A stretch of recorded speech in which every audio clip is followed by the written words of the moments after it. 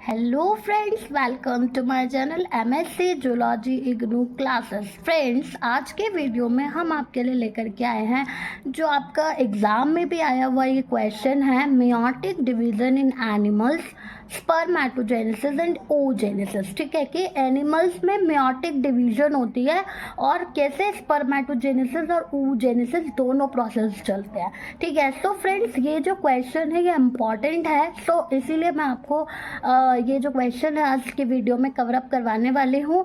Friends, आपकी जो ये बुक है इसमें जो भी चीज़ें लिखी हुई हैं आप देखेंगे तो वो बिल्कुल ही परफेक्टली लिखी हुई हैं, टू द पॉइंट लिखी हुई हैं। बस आपको समझने की ज़रूरत है और फिर वहाँ से आप आंसर्स अपने एग्ज़ाम्स में लिख सकते हैं। तो चलिए स्टार्ट करते हैं आज की ये video. Meiosis is a process that converts the chromosome number from diploid to haploid in gametes during gametogenesis। Meiosis क्या है? एक प्रोसेस है, ठीक है। वो क्या करता है, जो क्रोमोसोम्स होते हैं ना उनके नंबर्स को, डाइप्लॉइड क्रोमोसोम्स हैं तो उनको किस में कर देता है, हैप्लॉइड में कर देता है। ठीक है, कब? गैमेटोजेनेसिस के दौरान। ठीक है, जब गैमेटोजेनेसिस होती है तो डाइप्लॉइड नंबर से किस में कन्वर्ट हो जाते हैं, हैप्लॉइड में कन्वर्ट हो जाते हैं। Fertilisation occurs when the male and female gametes fuse. ठीक है, फर्टिलाइजेशन कब होता है, जब मेल और फीमेल गैमेट क्या करते हैं, फ्यूज करते हैं। ठीक है, मेल के अंदर जो प्रोसेस होता है उसे स्पर्मेटोजेनेसिस कहते हैं। ठीक है, जो कि गोनाड्स में होता है। और कैसे होता है, जो स्पर्म मदर सेल या जो स्पर्मेटोगोनियम होता है वो क्या करता है, क्रोमोसोमल डुप्लीकेशन करता है। ठीक है, and cell growth to develop into a primary spermatocyte. और फिर क्या करता है, सेल की ग्रोथ होती है किसमें, प्राइमरी स्पर्मेटोसाइट में। ठीक है, meiosis one divide the primary spermatocyte into secondary spermatocyte. अब जो मियोसिस वन है वो क्या करता है, प्राइमरी स्पर्मेटोसाइट को सेकेंडरी स्पर्मेटोसाइट में डिवाइड कर देता है। ठीक है, आफ्टर दैट सेकेंड मियोसिस वहाँ पर स्टार्ट हो जाती है, जिससे क्या बनते हैं, 4 स्पर्मेटिड्स बनते हैं। ठीक है, अब ये जो स्पर्मेटिड्स हैं ये ही डेवलप होकर के स्पर्मेटोजोआ बना देते हैं और इनकी क्या होती है, टेल होती है। ठीक है, एक नेक पीस होता है और एक स्पेशल कैरेक्टर इनके पास होता है। तो इस प्रोसेस को क्या कहते हैं, 4 स्पर्म जो फॉर्म्स होते हैं इसमें ईच स्पर्मेटोगोनियम में। ठीक है, कंप्लीटिंग द स्पर्मेटोजेनेसिस स्टेजेस। तो यहाँ पे स्पर्मेटोजेनेसिस की स्टेज कंप्लीट हो जाती है। अब इसे फिगर में भी देख लेते हैं कैसे हो रहा है स्पर्मेटोजेनेसिस। यहाँ पर आपका डाइप्लॉइड सेल है, ये प्राइमरी स्पर्मेटोसाइट है। ठीक है, अब ये स्प्लिट हो जाता है 2 में।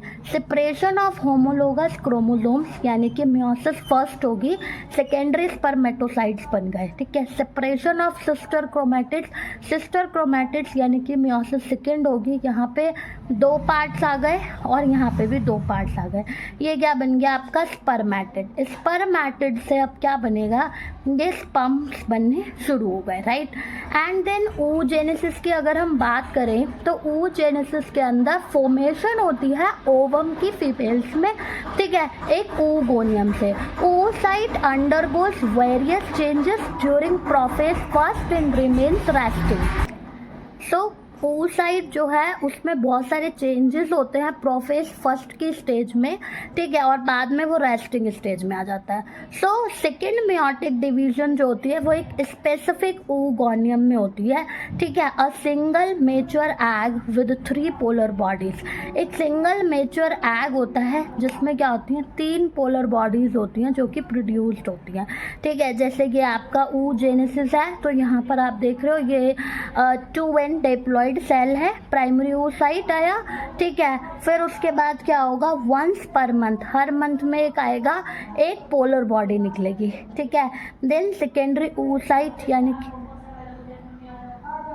साइट सेकेंड फॉर्म्ड हो गया। आफ्टर दैट ये जो है आपका जो oogenesis में आया, ठीक है, एंड जो स्पर्म आए ये क्या करेंगे, फर्टिलाइज्ड हो गए, ठीक है, फ्यूज हो गए।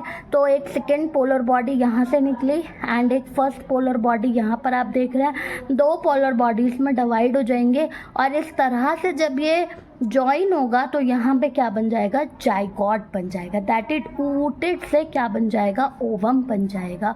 तो ये जो कंप्लीट प्रोसेस है that is called meiotic division in spermatogenesis and oogenesis।